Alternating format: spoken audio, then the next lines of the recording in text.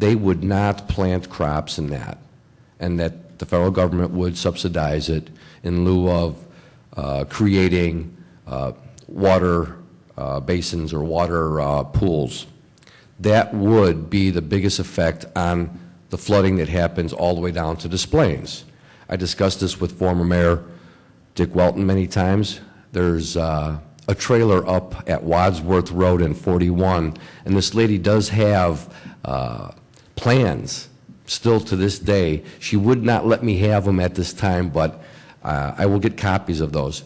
What I'm trying to say is this flooding can be approached in many ways.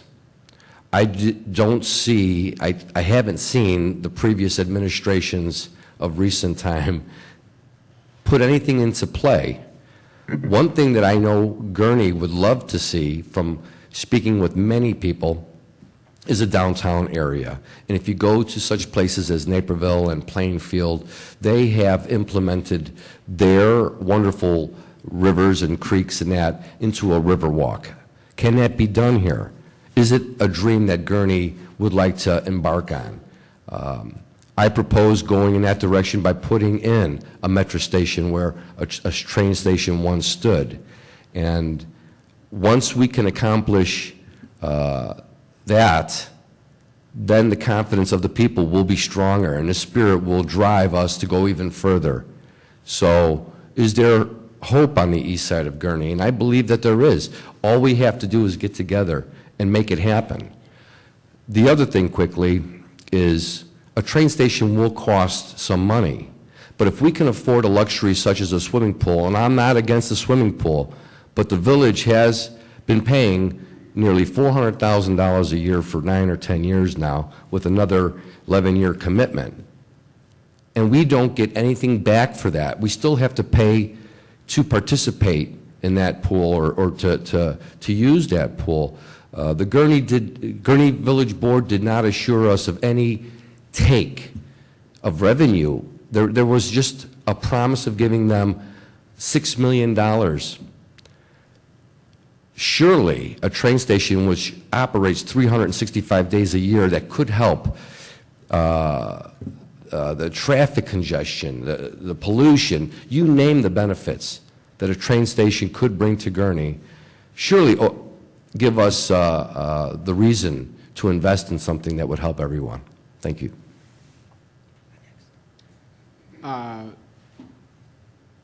What was the question? Flood Flood mitigation and then Okay. East Grant. In terms of flood mitigation, to my knowledge, and I don't know whether there are plans or no plans.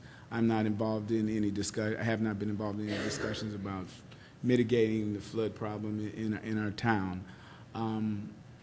So, I mean, if there's something that can be done, it needs to be looked into, and if we can do something, you know, we need to find out what that is. But in terms of having a downtown area and a train station, I think, you know, those things are great. But I think they're, you know, we're premature in talking about those things because I'd love to have, let me be clear, I'd love to have a train station stop in Gurnee. I think it would be beneficial to our town. I'd love to see a downtown area beneficial to our town. However, I think where we are, we need to be talking about the basics to save the town. You know, I believe that, you know, our community is is in slow decline. Again, you know, I point to, you look around, everybody's building but us. You know, and I think if we lose, you know, you look at what happened to Lakehurst Mall, you know, when we built Great American and Gurnee Mills. Well, look around you. You know, they're circling the wagon. There's competition for one tax revenue, you know, the sales tax that people spend. And currently what is happening is everybody's building their towns up, competing for the tax dollars that we're spending, and all of us are spending outside of our community, and that can't be good. And that's been happening for probably 8 to 10 years. And so, you know, how long can we go without recreating Gurnee such that the tax revenues bring the dollars in so that we can begin talking about a downtown area and a train station, because we know these, and flood mitigation, all those things, because these things cost a lot of money. Again, my interest is removing the tax burden from the residents. I mean, this town has too many resources that other towns don't have, and we still have high taxes, and we still are looking at, you know, an administration that wants to bring back a property tax. I'm not interested in that, and I think, you know, when we get back to basics and the elected officials start to represent the residents for a change, I think it'll be the better for Gurnee.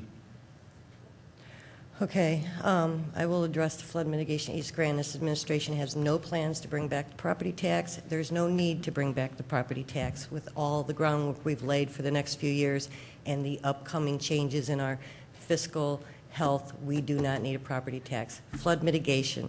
We do have a flood mitigation plan. We actually did it. We had a committee, and we did it so that those in the flood zone pay a lower flood insurance premium because we have a mitigation plan. We prioritized every property in the floodway, and every year we apply to FEMA for a grant. They provide 75% of the money. We get 25. We have to put in 25%. So Greg and I, in executive session, decide which properties we're going to buy, and then we budget the money. We have bought up 22 homes in the last 10 years. We've been awarded a new grant for 4 more that will be pulled when we take them out. They have to be returned to open space, and we're in for an application for 2 more properties.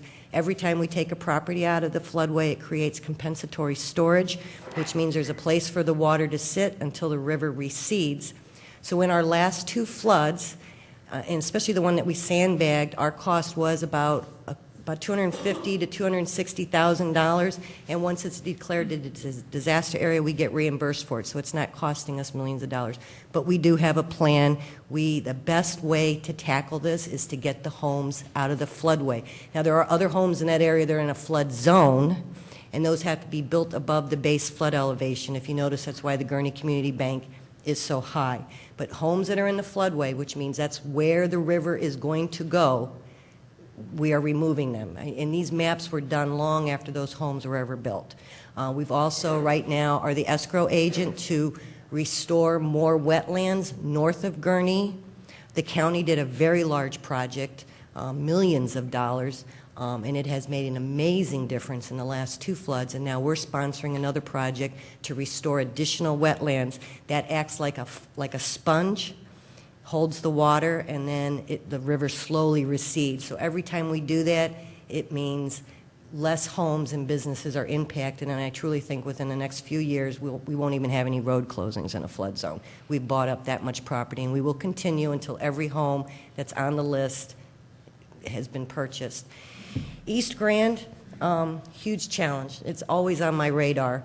I have met with dozens of developers have some very exciting ideas. We had 2 challenges on the East Grand, which I figured out after the first year.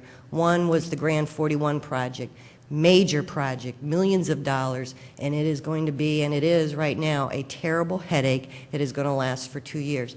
No business was going to come in with that hanging over their head, and that project had been on the list for 28 years, and we just always seem to be on the bottom of the list. So it was really obvious to me that we needed to get that project done. And when my legislators or congressmen say, oh, you know, what can we do for Gurnee?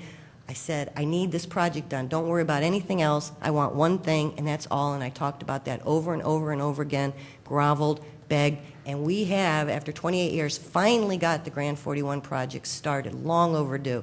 Will make a huge difference for the East Grand Corridor. The second obstacle we have over there is the buildings are dated. When you're talking to a developer who has some ideas for great retail or restaurants or offices, anything like that, you're looking at the footprint of the buildings is out of date. It's a 50s, 60s look, and they want to change it, and we have zoning, and we have an overlay district that we created over there that will not allow people to do something fresh, so we need to change it. We did commission a study that was at no cost to the village. I participated through the Metropolitan Mayor's Caucus that showed us what we could do with mixed use and a more modern 2000 type look. And we're probably going to go back, and we need to update the comprehensive land plan. We can put some of those elements in there, and then we can go out for an RFQ back to these developers